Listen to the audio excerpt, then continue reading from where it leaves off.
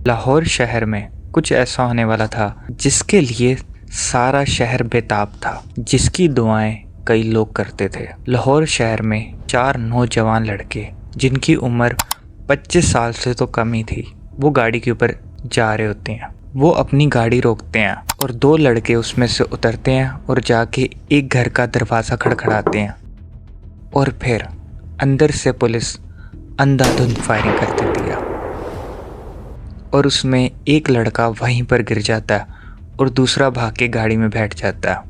उस गिरने वाले लड़के का नाम असद प्रिंस होता है और भाग के जाने वाले लड़के का नाम खालिद हीरा। और जो इंसान गाड़ी में बैठा था उसका नाम होता है आगा नवीद और उसके साथ उसका बॉस आतिफ चौधरी बैठा होता है। आतिफ चौधरी जो कि लाहौर में एक डर का नाम समझा जाता था। आखिर पूरा शहर इनसे जान छुड़वाना क्यों चाहता था? कौन थे ये लड़के जिन्होंने 25 साल की उम्र में इतनी तबाही मचा रखी थी? तो शुरुआत करते हैं आतिफ चौधरी से, जो कि लाहौर अंडरवर्ल्ड का एक बहुत बड़ा नाम है। आतिफ चौधरी शुरू से ही ऐसा नहीं था, ना ही उसके कोई घर में ऐसा माहौल था। आतिफ चौधरी जब बड़ा हो रहा था तो उसकी माँ वफात पा गई और उसके फादर ने दूसरी शादी कर ली। तो फादर ने जिस औरत से दूसरी शादी की उसका सलूक आतिफ के साथ अच्छा नहीं था। ये एक ट्रॉमा आतिफ के माइंड में रह गया, क्योंकि वो उसके साथ बुरा सलूक करती थी या उसके साथ घर में रवैया अच्छा नहीं रखती थी। इस चीज़ का इम्पैक्ट आतिफ के दिमाग के ऊपर बहुत ज़्यादा पड़ा। तो ऐसे ही एक दिन उसकी सौतेली माँ ने आतिफ को कोई ताने मारे, जिसका आतिफ को बहुत ज़्यादा बुरा लगा और उसने छुरी उठाई और अपनी उस सौतेली माँ को मार दी।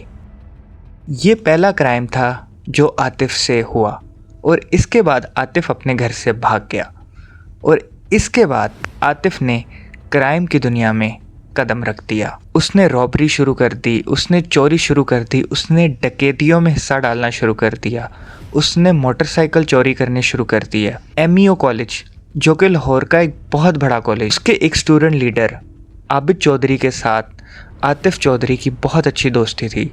हर जुर्म करके आतिफ चौधरी उधर जाकर पनाह ले लेता था और वो स्टूडेंट लीडर था वहाँ का, वो आतिफ को हर चीज़ में बचा लिया करता था। इसीलिए आतिफ के पास एक हैवी स्पोर्ट थी, जिसकी वजह से आतिफ जुर्म की दुनिया में जाता ही चला जा रहा था। आतिफ ने अपने साथ कई और लड़कों को शामिल कर लिया था, उसने एक गैंग सी बना ली थी अपनी। आतिफ चौधरी का डर पूरे लाहौर शहर में इतना फैल चुका था कि इसने अब जगह टैक्स लेना भी शुरू कर दिया था। पुलिस भी नाकाम थी आतिफ चौधरी को पकड़ने के लिए। आतिफ चौधरी ने ना कि सिर्फ आम लोगों के ऊपर ये सब किया, बल्कि बड़े बड़े लाहौर शहर के अंडरवर्ल्ड गैंगस्टर्स, गुंडे, बदमाशों के साथ भी पंगे लिए, उनको भी मारा।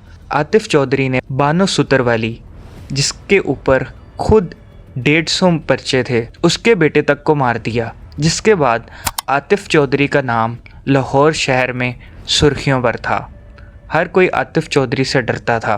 बार का वाक़या कि ये ऐसे ही एक जगह से जा रहा था और इसको किसी ने बताया कि ये फिल्म स्टार रीमा का घर है, तो इसने वहाँ खड़े होकर उसके घर के ऊपर बगैर किसी वजह के अंधाधुंध फायरिंग कर दी ताकि इसका खौफ लोगों के दिलों में फैले। आतिफ के ऊपर भी 100 से ज़्यादा पर्चे थे, कई लोगों को मारने तक के पर्चे थे, लेकिन फिर भी पुलिस नाकाम थी आतिफ को पकड़ने के लिए।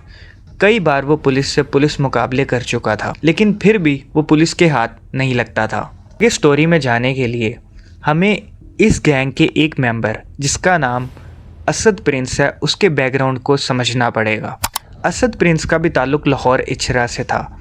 वो भी एक पढ़ने लिखने वाला लड़का था। उसकी फैमिली का या उसका कोई भी ताल्लुक़ किसी गैंगस्टर या किसी लड़ाई झगड़े वाली चीज़ों से नहीं था। वो भी MEO कॉलेज में पढ़ता था। असद प्रिंस की मुलाकात एक लड़की से होती है जिससे वो बेपनाह मोहब्बत करता है और उस मोहब्बत की वजह से वो उसके पीछे पागल हो जाता है। वो लड़की असद को बताती है कि एक लड़का जिसका नाम जाहिद है वो उसको रोज़ परेशान करता है, वो रोज़ हरास करता है उसको। ये चीज़ सुनकर असद प्रिंस की गैरत जाग जाती है और वो गुस्से से पागल हो जाता है और फिर वो किसी से गन पकड़ता है और वो उस लड़के के पास पहुंच जाता है और पहुंच के उसके ऊपर अंधाधुंध फायरिंग कर देता है। लकीली वो लड़का तो बच जाता है, लेकिन वहाँ पर पुलिस आ जाती है और असद प्रिंस अपनी ज़िंदगी के सबसे पहले मुकदमे में गिरफ्तार हो जाता। लेकिन जिन दिनों असद प्रिंस जेल काट रहा था उन्हीं दिनों आतिफ चौधरी भी जेल के अंदर ही होता है और उसके कई और लोग भी जेल के अंदर ही होते हैं। असद प्रिंस का उठना बैठना आतिफ के ग्रुप के साथ लगा रहता है, जिसके बाद आतिफ और असद की अच्छी खासी बॉन्डिंग हो जाती है, दोस्ती हो जाती है। तो जैसे ही असद जेल से छूटता है वो आतिफ के ग्रुप को ज्वाइन कर लेता है और जुर्म की दुनिया में कदम रख लेता है। 6 महीने बाद असद की रिहाई भी इस शर्त पर होती है कि असद के घर वालों ने वो दूसरी पार्टी जाहिद के घर वालों को पैसे देते हैं ताकि वो सुलह कर सकें और इनकी सुलह एक प्रोफेसर करवाते हैं एमयू कॉलेज के। खैर, बाहर निकलते ही असद की जिंदगी तो बदल जाती है। वो बड़े बड़े स्टूडेंट लीडर्स को मारता है, वो कई लोगों के साथ पंगे लेता है, कई ताजर कई बिजनेसमैन को लाहौर शहर के अंदर खड़ा होकर मारता है। असद प्रिंस आतिफ चौधरी का राइट हैंड बन जाता है। उसके बाद असद प्रिंस को खबर मिलती है कि जिस प्रोफेसर ने असद प्रिंस की फैमिली से पैसे लिए थे सुलह के लिए, उसने जाहिद की फैमिली को तो सुलह तक पैसे दिए ही नहीं, उसने अपने पास रख लिए। ये चीज़ असद प्रिंस को बहुत गुस्सा दिलाती है। वो ये फैसला करता है कि वो प्रोफेसर से वो सारे पैसे वापस लेगा और वो प्रोफेसर को धमकी लगाता है और प्रोफेसर भी डर जाता है और वो इनको पैसे देने के लिए तैयार हो जाता है। लेकिन उसी टाइम प्रोफेसर एक अक्लमंदी भी करता है, वो साथ में पुलिस को भी इन्फॉर्म कर देता है इस सारे सीन के बारे में। पुलिस और प्रोफेसर मिलके ये तय करते हैं कि प्रोफेसर अपने घर बुलाएगा पैसे देने के लिए और ऐसे ही करता है। प्रोफेसर असद प्रिंस को कॉल करके कहता है कि घर आ जाओ और मेरे से पैसे ले लो और असद प्रिंस भी आतिफ चौधरी, खालिद हीरा और आगा नवीद के साथ घर आने के लिए रजामंद हो जाता है। ये लोग आके प्रोफेसर के घर के सामने रुकते हैं। गाड़ी से असद प्रिंस और खालिद हीरा उतरते हैं। असद प्रिंस जाकर प्रोफेसर का दरवाज़ा खड़खड़ाता है और इतने में ही असद प्रिंस के ऊपर पुलिस की जानिब से अंधाधुंध फायरिंग शुरू हो जाती है, जिसे असद प्रिंस को संभलने का मौका भी नहीं मिलता और वो फ़ौरन मारा जाता है।